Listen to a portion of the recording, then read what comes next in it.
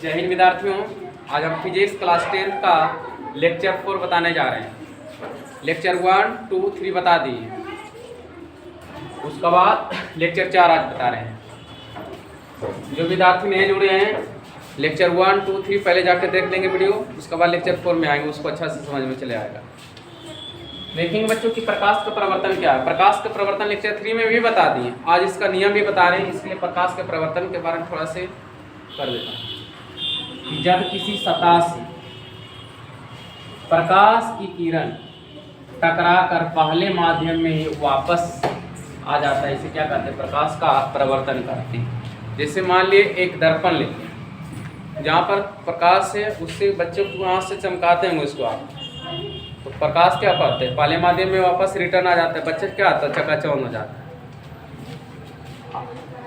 वापस आ जाना प्रवर्तन हो जाता है, उसे क्या कहते हैं? प्रकाश का प्रवर्तन कहते हैं। आप देखें कि प्रकाश के प्रवर्तन के दो नियम होते हैं। कितने नियम होते हैं?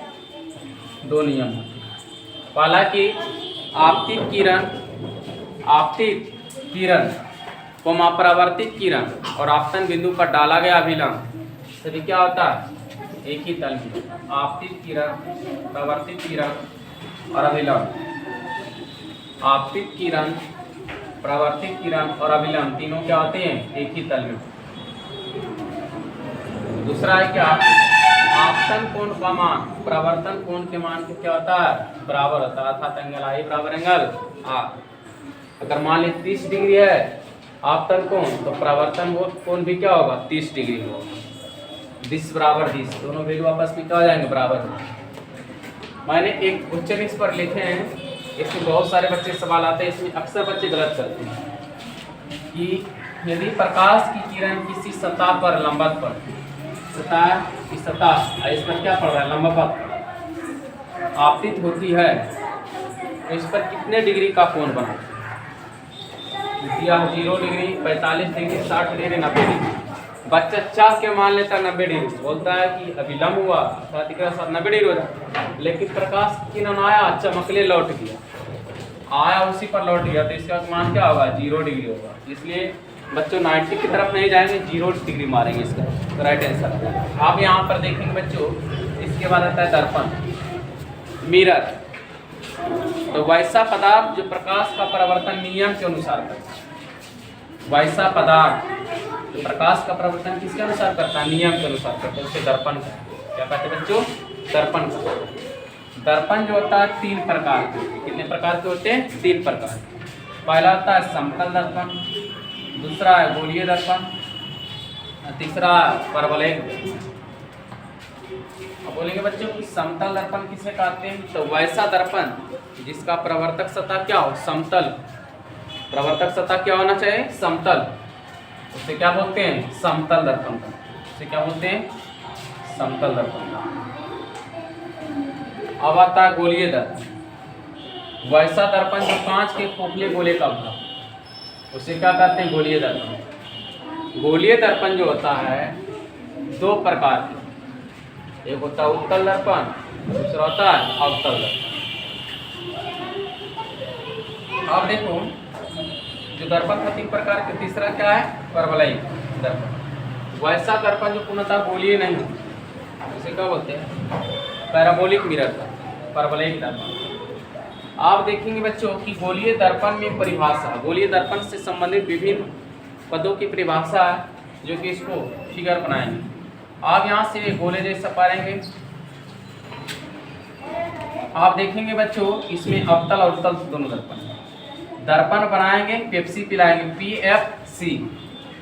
आप इसमें देखेंगे बच्चों, इसमें ध्रुव है, फोकस है, वक्रता केंद्र है, प्रधान अक्ष है, फोकस है, फोकस दूरी है, वक्रता त्रिज्या है, द्वारक है, अवतल दर्पण, उत्तल दर्पण, पूरा कंप्लीट नॉलेज देखेंगे इसमें। आप देखेंगे बच्चों क्या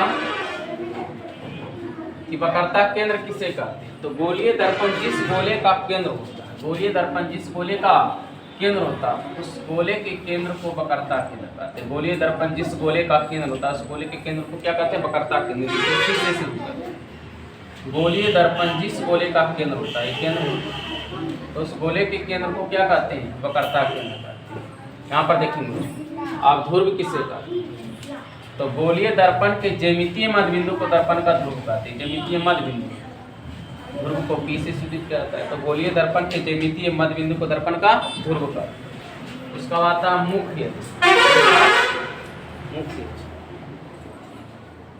अब देखेंगे बच्चों, मुख्य अक्ष किसे कहते हैं? तो ध्रुव से वक्रता केंद्र को मिलाने वाली, ध्रुव से वक्रता केंद्र को मिलाने वाली सीधी रेखा, मिलाने वाली सीधी रेखा को क्या कहते हैं? मुख्य अक्ष कहते हैं। इसी को नाम है प्रधान अक्ष।